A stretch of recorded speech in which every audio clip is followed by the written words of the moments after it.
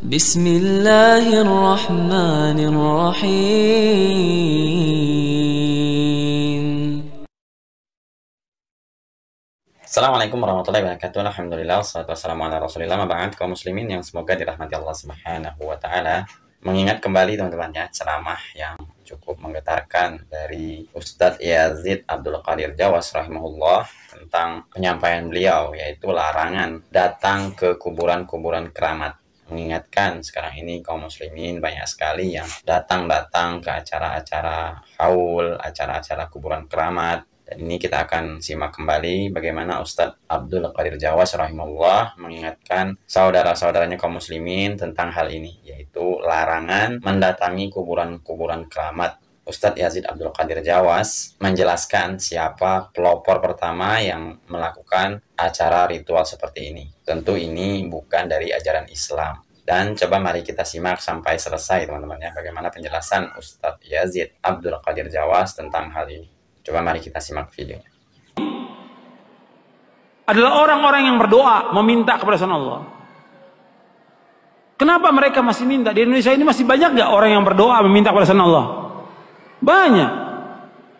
Mereka datang ke kubur-kubur yang dianggap kubur wali songo dan kuburan yang dianggap keramat oleh mereka, kuburan yang kata mereka mengandung barokah. Nggak ada dalam Islam kuburan yang keramat, kuburan mengandung barokah, nggak ada di muka bumi, tidak ada sama sekali, nggak ada. Kemudian mereka datang ke sana. Seandainya mereka orang soleh, betul orang soleh, nggak bisa mereka mengabulkan doa. Nggak bisa. Mereka mendengar pun nggak bisa. Seandainya mereka mendengar kata Allah, nggak bisa menjawab. Kan di sini Allah sebutkan di sini, man la yastajibu lahu nggak bisa menjawab, nggak bisa mengabulkan sampai hari kiamat.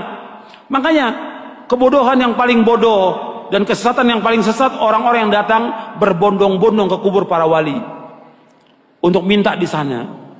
Kalau ziarah kubur boleh, perhatikan ini, jangan salah paham. Tolong perhatikan, dengarkan baik-baik, jangan salah paham. Kalau ziarah kubur ke kuburan kaum muslimin boleh. Dianjurkan oleh Nabi Muhammad SAW, ziarah kubur ke kuburannya pemakaman kaum muslimin boleh. Sunnah dianjurkan oleh Rasulullah SAW. Kata Nabi, kuntu nahaitukum an ziyaratul kubur fazuruha fa inna tudzakirukumul akhirah. Kata Nabi, aku pernah melarang kalian untuk ziarah kubur. Sekarang boleh kamu ziarah kubur, karena ziarah kubur mengingatkan kalian kepada akhirat. Dalam riwayat yang lain disebutkan bahwa ziarah kubur mengingatkan kalian kepada kematian. Ziarah kubur kaum muslimin boleh, tapi ziarah kubur yang dilakukan oleh mereka ini, datang ke kuburan wali dengan niat kuburan itu mengandung barokah, bahwa orang itu soleh, suci, bisa mengangkat doa mereka ke langit kepada Allah sebagai tawasul. Mereka minta, ada yang menjadikan mereka sebagai wasilah kepada Allah, ada yang menjadikan mereka sebagai syafaat kepada Allah, ada yang mereka menjadikan mereka sebagai Tuhan yang mereka minta kepada penghuni wali, penghuni kubur itu. Ini kenyataan yang dilakukan oleh orang-orang yang ziarah-ziarah kubur ke kuburannya para wali. Dan ini kalau Anda perhatikan kerusakannya luar biasa ini. Karena masalah akidah, masalah tauhid, mereka memalingkan ibadah kepada selain Allah yang Allah tidak redha selama-lamanya. Di dalam buku atau kitab Ushulus Tsalatsa oleh Syekh Muhammad bin Abdul Wahhab dikatakan, innallaha la yarda ay yushraka ma'ahu ahadun fi ibadatihi la malakun muqarrabun wala nabiyyun mursal. Allah tidak redha selama-lamanya apabila Allah disekutukan dengan makhluknya, apakah dengan malaikat yang dekat atau dengan nabi yang diutus. Allah nggak redha. Maksudnya kalau ada orang yang berdoa meminta kepada malaikat Jibril, minta kesembuhan, minta rezeki, minta dimudahkan urusan, Allah nggak redha. Karena malaikat Jibril nggak bisa mengabulkan doa yang mengabulkan doa Allah. Atau kepada nabi yang diutus, orang datang ke kuburannya Nabi Muhammad SAW, minta kepada Nabi Muhammad SAW supaya dimudahkan rezekinya, supaya dimudahkan jodohnya, supaya dagangannya laris, supaya segala macam. Allah nggak redho, nggak redho. Kenapa? Doa itu wajib dipanjatkan dan hanya ditujukan kepada Allah saja, tidak kepada yang lain. Allah nggak redho. Hatta kepada orang yang paling soleh, Nabi Muhammad SAW, orang datang kepada kuburan beliau minta, Allah nggak redho. Makanya nggak ada seorang sahabat pun yang datang ke kuburan Nabi untuk minta sesuatu, tidak ada. Tidak ada seorang sahabat pun radhiyallahu anhum ajmain yang datang ke kuburan Nabi untuk minta sesuatu, tidak ada sama sekali. Mereka berdoa langsung kepada Allah. Begitu juga setelah wafatnya Khulafaur Rasyidin, nggak ada orang datang. Tapi belakangan di abad kedua, ketiga mulai, siapa yang melakukan pertama kali penyembahan kepada kubur yang dikeramatkan pertama kali di muka bumi? Syiah. Pertama kali, laknatullah alaihim. Pertama kali Syiah yang menyesatkan kaum muslimin. Mereka katakan kubur imamnya, kemudian kubur Husain mereka sembah, mereka tawaf di situ. Itu pertama kali. Sunnahnya orang Syiah, sunnah sayyi'ah, sunnah jahiliyah yang mereka lakukan. Bukan sunnah hasanah, sunnah sayyi'ah. Mengajak orang untuk menyembah kubur. Setelah itu diikuti oleh apa? Diikuti oleh yang kedua, torekot sufiyah. Yang pertama Syiah, laknatullah alaihim. Yang kedua torekot sufiyah, menganggap bahwa gurunya, syekhnya sebagai wali, sudah mencapai tingkatan yang paling tinggi. Sampai datang, sampai syekhnya mengatakan di buku-buku mereka, di kitab mereka, kalau kamu mengalami kesulitan, kesusahan dan saya sudah mati, kamu datang ke kubur saya, kata mereka begitu. Ini sesat dan menyesatkan kaum muslimin. Anda melihat sekarang tambah banyak orang yang pertama kali mulai kuburan itu disembah, kemudian dibangun kubur di dalam masjid. Itulah orang-orang Syiah. Nggak akan bertemu dalam Islam antara kuburan dengan masjid selama-lamanya, tidak akan ketemu dalam Islam. Adapun kuburan Nabi SAW itu di luar masjid. Kemudian pada Khalifah zaman Abdul Malik dibongkar, dimasukkan, dan sahabat sudah mengingkari yang masih hidup pada zaman itu. Nggak bisa bersatu dan beda kuburan Nabi. Karena apa? Nggak mungkin kuburan Nabi akan dibongkar, dipindahkan ke Baqi, nggak mungkin. Karena Nabi nggak mau. Kalau di Baqi akan disembah oleh manusia. Makanya Nabi dibedakan khusus untuk Nabi, dikuburkan di tempat itu dengan dua sahabatnya, Abu Bakar dan Umar. Adapun kuburan yang lain nggak boleh, nggak bisa bersatu antara masjid dengan kuburan selama-lamanya. Yang pertama kali Syiah.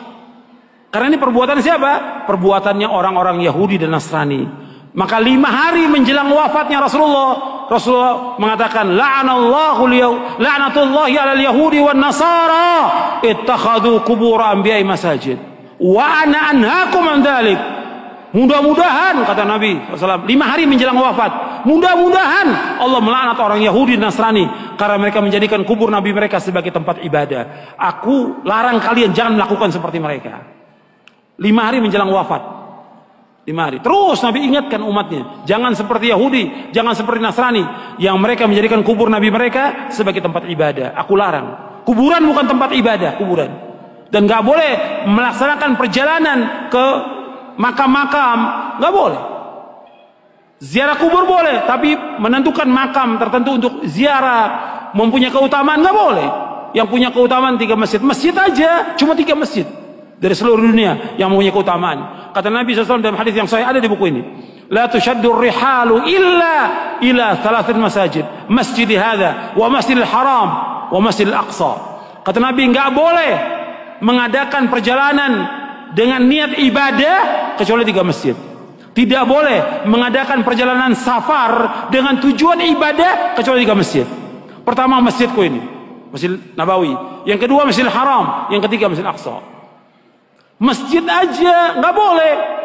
Ada di Bandung umpamanya ada masjid yang bagus, orang mengatakan bahwa masjid itu punya keutamaan, nggak boleh. Semua masjid sama. Masjid di sini di Pustai atau masjid yang lain yang dibangun semua sama. Ganjarannya sama kalau orang sholat di dalamnya, kecuali 3 masjid. Masjid Nabawi sekali sholat di sana 1000.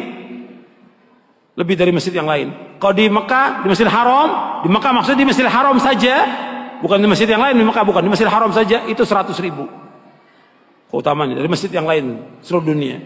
Kalau di Masjidil Aqsa 250. Itu keutamaan yang disebutkan oleh Rasulullah Sallallahu Alaihi Wasallam. Kalau masjid yang nggak punya keutamaan kecuali 3 masjid, apalagi kuburan. Kuburan nggak punya keutamaan sama sekali. Makanya orang-orang yang datang dan meminta ke kubur-kubur, Allah menyebutkan dalam Al-Quran ini orang yang paling sesat di muka bumi. Antum catat tuh ayatnya, ya, surah Al-Ahqaf surah 46 ayat 5 dan 6. Ini dalil. Jazakallahu khairan.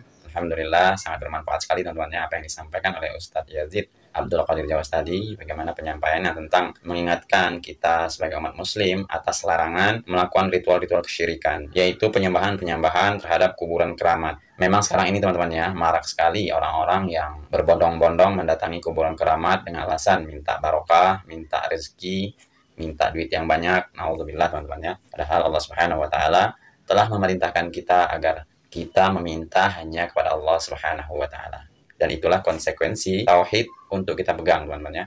Oke teman-teman ya, semoga bermanfaat. Assalamualaikum warahmatullahi wabarakatuh.